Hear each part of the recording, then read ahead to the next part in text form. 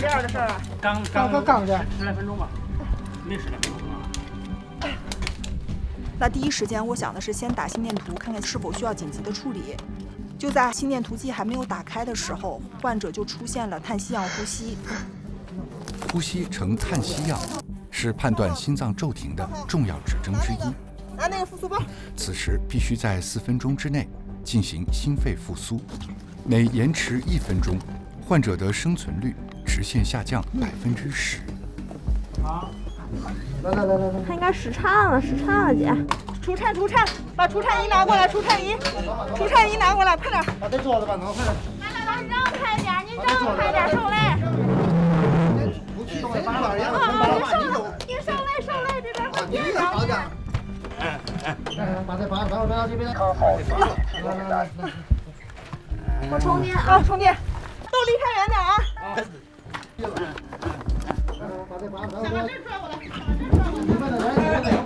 他除颤以后的心电图可以看出来，他是一个高侧并的心梗的。把这拔了，这拔插座后边插座。室颤了，准备除颤，充电了啊！啊，充。300。调好吧。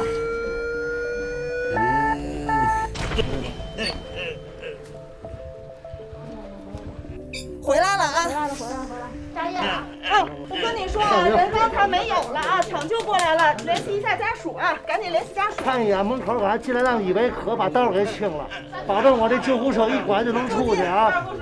对。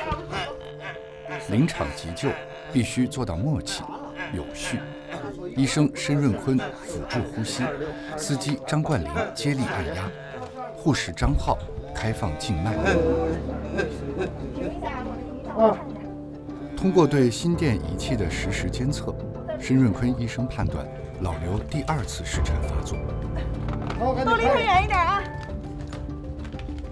！24小时内出现2到3次的室颤现象，在医学上被称为电风暴，情况极为凶险。当务之急是稳定患者生命体征，并尽快将其送往医院。可能出吗？大家赶紧拿下来。有一个人从这边，大家从这边上，接一把从这边，应该一块过来了。但心梗随时会再度引发室颤，老刘依旧命悬一线。